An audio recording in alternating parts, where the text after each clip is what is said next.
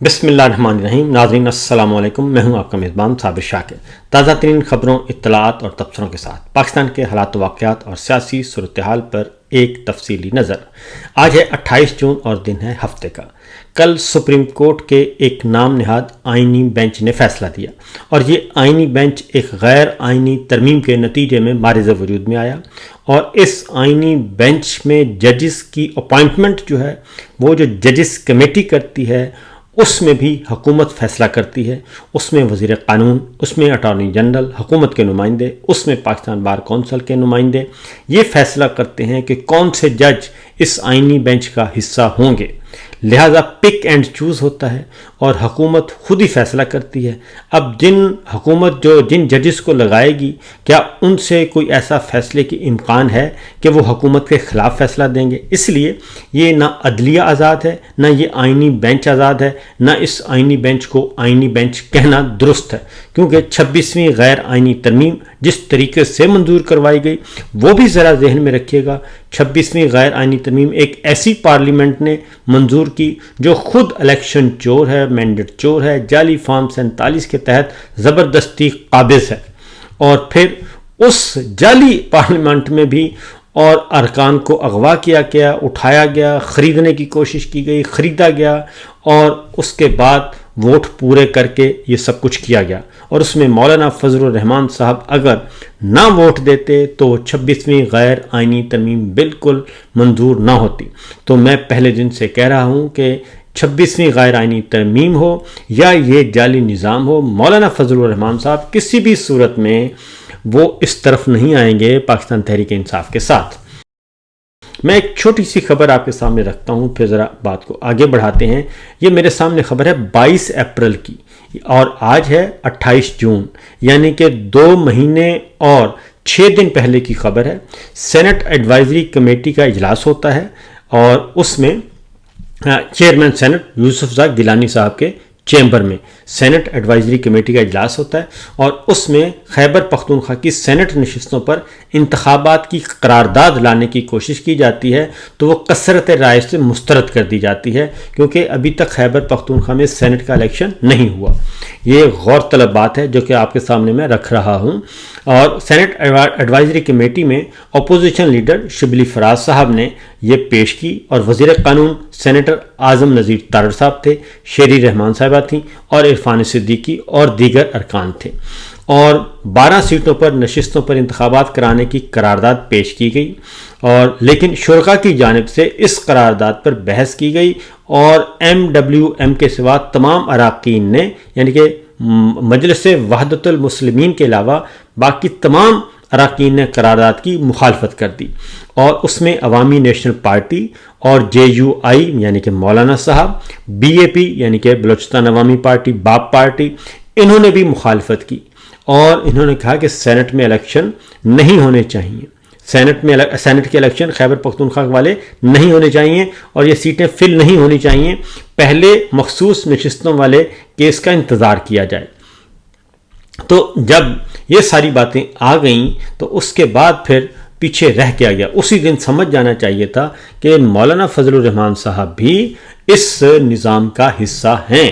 کیونکہ وہ بھی مخصوص نشستوں سے انکاری نہیں ہیں، اور وہ بھی مخصوص نشستیں لینا چاہتے ہیں، خیبر پختونخوا میں بھی اور مرکز میں بھی، تاکہ ان کے بھی نمبرز بڑھ جائیں۔ تو لہٰذا پہلی بات تو یہ ہے کہ جو یہ سمجھتے ہیں کہ جناب کچھ اچھے کی توقع، وہ نہیں ہے۔ اب آگے بڑھتے ہیں۔ کل اب فیصلہ آیا، اور کل جیسے ہی فیصلہ آیا اس کے بعد یہ کہنا شروع کر دیا گیا کہ بس جی اب تو خیبر پختونخوا میں جو ہے وہ تختہ الٹ جائے گا، اور حکومت جا رہی ہے، اور وہاں پہ عدم اعتماد آ رہا ہے، یہ بھی کل کہا گیا، اور بہت خوش۔ اب یہ فیصلہ ایسا ہے جس کے بارے میں فیصل واڈا صاحب تقریباً کوئی 10 مہینے پہلے، 1.5 سال پہلے بتا چکے ہیں، یعنی الیکشن کے فوراً بعد بتا دیا تھا کہ یہ سیٹیں نہیں ملنی،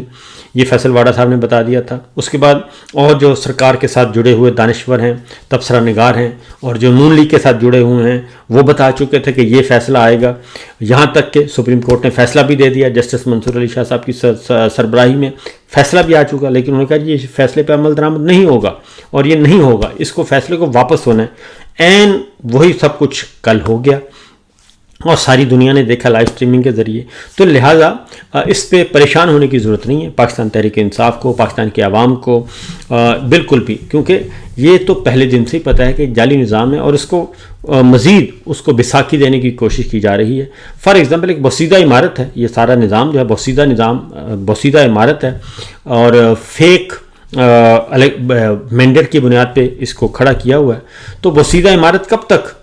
کھڑی رہ سکتی ہے؟ اس نے ایک نہ ایک دن زمین بوس ہونا ہی ہے، اور وہ ساروں کو لے کے زمین بوس ہوتی ہے، اپنے مکینوں کو بھی، وہ خواہ چھت پہ سوار ہوں یا اس کے بیسمنٹ میں ہوں یا ویسے بیٹھے ہوں، وہ سارے کے سارے اس میں جاتے ہیں جی، فنا ہوتے ہیں. تو یہ اس عمارت نے فنا ہونا ہی ہے، اس لیے جتنی مرضی یہ جھوٹی بیساکھیاں کھڑی کر دی جائیں کوئی فائدہ نہیں ہونا. تو لہٰذا کل صرف اتنا ہوا ہے کہ کل جو آنریبل ججز ہیں وہ مزید ان کے چہروں سے نقاب اتر گئے ہیں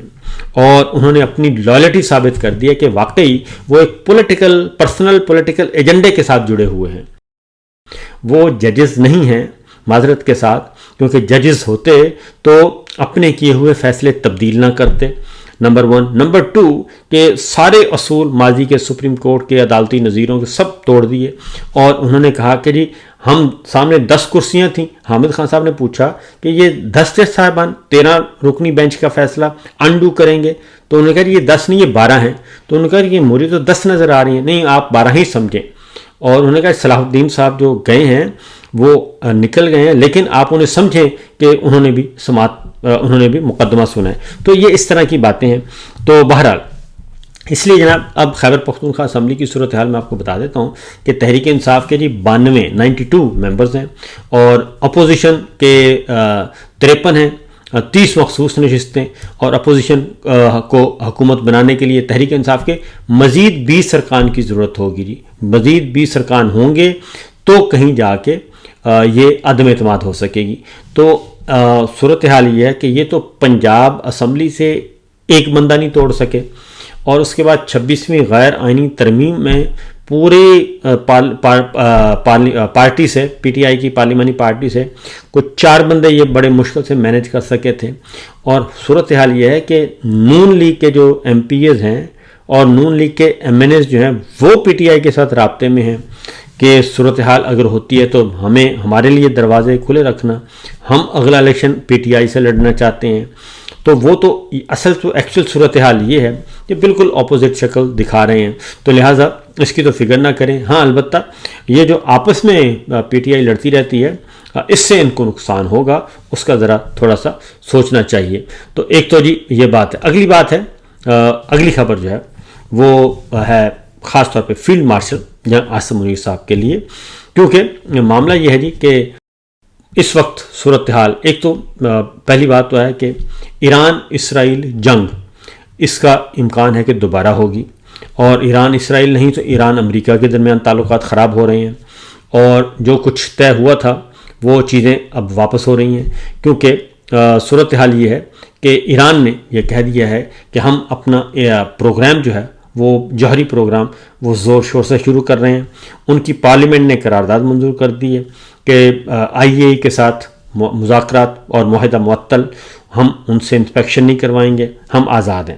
ایک تو وہ آزاد ہو گئے ہیں اور انہوں نے کہا کہ ہم اپنا جوہری پروگرام شروع کرنے والے ہیں، تو وہ وہیں سے شروع کریں گے جہاں سے سلسلہ ختم ہوا تھا. لہٰذا یہ ایک تنازع نیا شروع ہو گیا، اور پریزیڈنٹ ٹرمپ یہ کہہ رہے ہیں کہ امریکہ جو ہے وہ ایران جو ہے وہ جوہری پروگرام جاری نہیں رکھے گا، ایٹم بم نہیں بنائے گا اور اس کو ہماری دسترس میں رکھے گا، وہ یہ کہہ رہے ہیں. اور آئی اے ای کے ساتھ، جبکہ آئی اے کے جو نمائندگان تھے وہ ساری کی ساری انفارمیشنز لیک کر رہے تھے ایران کے مخالف ملک اسرائیل کو، وہ کر رہے تھے ساری ڈیٹیلز. اب یہ ساری چیزیں سامنے آ چکی ہیں، اور اب اسرائیل کے وزیر دفاع ابھی بھی یہ کہہ رہے ہیں کہ خامنائی جو ہیں ان کو ہم نے مارنے کی، قتل کرنے کی بہت کوشش کی، لیکن وہ بچ گئے، اور اگر وہ ہمارے قابو میں آ جاتے تو ہم نے یہ ضرور اٹیمپٹ کرنی تھی. پھر صدر ٹرمپ کہتے ہیں کہ میں نے خامنائی کو بچایا، اور میں نے بچایا اور وہ اب میرا شکریہ بھی ادا نہیں کر رہے، لیکن کوئی بات نہیں، لیکن میں نے ان کو بچایا کیونکہ یہ قتل کرنا چاہتے تھے. تو اس کے ساتھ ساتھ اگلی جو خبر ہے جی وہ یہ ہے کہ اصل وہ ہے غزہ کا معاملہ، وہاں پہ غزہ میں جنگ بندی آئندہ ہفتے وہ کہتے ہیں جی امکان ہے، اور یہ جو میں نے آپ کو بتایا ہے کہ اسرائیل اور ایران یہ جنگ بندی ہوئی ہے، لیکن یہ دوبارہ سے آگ بھڑک سکتی ہے اور بھڑکے گی، اور ایسا ہوتا ہے تو پھر پاکستان کے حالات ویسے ہی ہو جائیں گے جیسے پہلے تھے، اور معاملہ پھر وہی پورے کا پورا ریجن خطرے میں ہوگا۔ تو صدر ٹرمپ نے کہا ہے کہ جی غزہ میں جاری تنازع میں جنگ بندی آئندہ ہفتے کے اندر ممکن ہونے کا دعویٰ ہے، اور انہوں نے وائٹ ہاؤس کے اوول آفس میں کانگو اور روانڈا کے درمیان ایک معاہدے کی تقریب کے دوران صحافیوں سے گفتگو کی۔ انہوں نے کہا کہ میں سمجھتا ہوں کہ ہم جنگ بندی کے بہت قریب ہیں، اور انہوں نے کہا کہ حال ہی میں ان افراد سے بات چیت کی ہے جو اسرائیل اور حماس کے درمیان جاری دشمنی کے خاتمے کے لیے ثالثی کر رہے ہیں، اور اسرائیل اور حماس کے درمیان جاری دشمنی کے خاتمے کے لیے ثالثی کی کوشش کر رہے ہیں۔ صدر نے کہا کہ تفصیلات فراہم نہیں کی، لیکن ان کے بیان کو ایک مثبت اشارہ قرار دیا جا رہا ہے کہ امریکہ میں پس پردہ مذاکرات میں فعال کردار ادا کر رہا ہے، اور غزہ میں صورتحال شدید کشیدگی کا شکار ہے، اور وہاں پہ انسانی جانیں ضائع ہو رہی ہیں، اور فلسطینی جو ہیں وہ ظلم کا شکار ہیں۔ تو ایک تو یہ صورتحال آئیے سامنے، اور غزہ میں جنگ بندی کی باتیں ہو رہی ہیں، اور پھر اس کے بعد دوسرا ہو رہا ہے جی معاملہ اسرائیل کی طرف جا رہا ہے کہ اسرائیل کو کب تسلیم کرنا ہے اور کیسے تسلیم کرنا ہے، وہ بھی سر پہ آن پہنچا ہے، اور وہ کسی نہ کسی وقت آپ کے سر پہ سوار ہو جائے گا یہ چیزیں، اور اس کے بارے میں مزید میں انفارمیشنز کر رہا ہوں واشنگٹن سے، انشاءاللہ بہت ساری خبریں آنے والی ہیں، وہ میں 1-2 دن کے اندر آپ کو بتاؤں گا۔ دوسری جانب ہماری پاک بھارت جنگ دوبارہ سے اس کے بھی اشارے مل رہے ہیں کہ ایک دفعہ پھر کشیدگی بڑھے گی، اور آنے والے دنوں میں یہ اگلے لڑائی شروع ہو سکتی ہے جی۔ اس کی ریزن یہ ہے کہ ہم نے جنگ بندی کی تھی، اور ہمیں جو لالی پاپ دیا گیا تھا وہ تھا کہ ہم کشمیر کا مسئلہ حل کریں گے، کشمیر میں ثالثی کریں گے، صدر ٹرمپ، لیکن اب جو ہے وہ ظاہر ہے انڈیا یہ بات ماننے کے لیے تیار نہیں ہے، اور وہاں پہ ان کی اپنی سبکی ہو رہی ہے۔ پھر SCO شنگھائی تعاون تنظیم کا اجلاس ہوا، اس میں بھی نریندر مودی اور بھارت کو یعنی کہ بہت زیادہ سبکی کا سامنا کرنا پڑا، اور انہیں میں یوں کہنا چاہیے کہ پہلی دفعہ ہوا ہے کہ شنگھائی تعاون تنظیم کانفرنس میں وہاں پہ ان کو کوئی پذیرائی نہیں ملی، اور SCO میں، اور ان کے ساتھ کافی برے حالات ہوئے، کیونکہ جو اعلامیہ ہے وہ ان کی مرضی کے بغیر جاری کیا گیا، اور ان کی مرضی اور منشا اس میں شامل نہیں کی گئی، اور جو لکھوانا چاہ رہے تھے کہ جی اس میں لکھیں کہ اگر آپ بلوچستان میں دہشت گردی کا ذکر کر رہے ہیں اور اس کی مذمت کر رہے ہیں تو پھر آپ پہلگام کے واقعے کا بھی ذکر کریں، لیکن اس پہ اتفاق نہیں ہو سکا، اور پاکستان کو اور پاکستان کے دوستوں نے اچیو کیا، اس میں پاکستان کی اچیومنٹ تھی، اور وہ کام نہیں ہو سکا، لہٰذا انڈیا نے دستخط نہیں کیے، لیکن مشترکہ اعلامیہ جاری ہوا، اور اس طریقے سے اس ریجن میں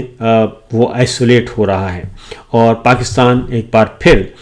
جو ہے وہ چائنا، پاکستان، ایران، افغانستان، یہ سب ایک میز پہ ایک پیج پہ آ رہے ہیں۔ تو جب یہ صورتحال ہوگی تو میرا خیال ہے کہ اگین مودی کی ضرورت پڑے گی، بھارت کی ضرورت پڑے گی الٹیمیٹلی امریکہ کو، اور پھر وہی دوبارہ واپس جائیں گے بیک ٹو سیم پوائنٹ پہ جی، اس پہ چلے جائیں گے سارے، اور پھر اگلا سرد جنگ شروع ہو جائے گی۔ تو بھارت جو ہے وہ بالکل اس میں تیار نہیں ہے کہ ٹرمپ جو ہے وہ ثالثی کریں کشمیر کے معاملے پہ۔ ہم نے اپنا بھی خیال ہے کہ ابھی ہنوز دلی دور است، تو ابھی جو ملاقات ہونی تھی جنگ بندی کے وقت طے ہوا تھا کہ ہمارے نیشنل سیکورٹی ایڈوائزر DGISI اور اجیت ڈوبھل جو ہیں آپس میں ملیں گے، بیٹھیں گے، بات کریں گے، تو ابھی تک وہ بات بھی نہیں ہوئی۔ سنتاس معاہدہ بدستور معطل ہے، ہمیں پانی نہیں مل رہا، اور کل بھی آرمی چیف فیلڈ مارشل نے یہ کہا ہے کہ جناب پانی ہماری ریڈ لائن ہے۔ تو ریڈ لائن تو ہے، لیکن وہ ریڈ لائن جو ہے وہ بھارت کے قبضے میں ہے، اور ہماری زمینیں سیراب نہیں ہو رہی، نہریں خشک اور ڈیم خشک، اور ہمارے دریا خشک ہیں۔ تو اس لیے یہ تنازع ابھی اور ہوگا، آگے بڑھے گا۔ تو کہہ بھی رہے ہیں، یہ تب خبریں بھی آ رہی ہیں کہ یہ دوبارہ لڑائی شروع ہو سکتی ہے۔ تو دیکھیے یہ سچویشن ہے، ان حالات میں آپ یہ کہیں کہ جناب ہم ادھر سے کر رہے ہیں عدم اعتماد، تو عدم اعتماد کا بھی کوئی چانس نہیں ہے۔ صرف اتنا کیا گیا ہے کہ مخصوص نشستیں ان کو دے کے 2/3 اکثریت ان کے پاس رکھنے کی کوشش کی ہے کہ 2/3 اکثریت ان کے پاس ہو، 27ویں ترمیم 27ویں غیر آئینی ترمیم، 28ویں غیر آئینی ترمیم، اس طرح کے کام کریں اور مزید آئین کو مسمار کریں، مزید جمہوریت کو مسمار کریں اور پاکستان کو کمزور کریں۔ اس کے علاوہ اور کچھ نہیں ہوگا۔ تو دیکھیے یہ نظام کب تک یہ اسی طریقے سے لے کے چلتے ہیں، اور کیونکہ امریکہ سے بدستور پریشر موجود ہے اور سماعتیں ہو رہی ہیں، جو اس وقت بین الاقوامی جبر دیکھا جا رہا ہے پاکستان میں اوورسیز پاکستانیوں کے لیے اور ان کے عزیز و اقارب کے لیے۔ برطانیہ میں بھی ہیئرنگ چل رہی ہیں، ادھر بھی چل رہی ہیں، اور پھر پاکستان ڈیموکریسی ایکٹ جو ولسن کا وہ بھی موجود ہے، کانگریس کی پراپرٹی ہے، اور اس میں بھی وہ بھی ایک ایسا کارڈ ہے کہ وہ جب چاہیں گے اس کارڈ کو دکھا کے، ریڈ کارڈ ہے وہ فیلڈ مارشل کے لیے، اس کو دکھاتے جائیں گے اور جب دل کریں گے وہ کام لیتے جائیں گے۔ اجازت دیجیے، اللہ حافظ۔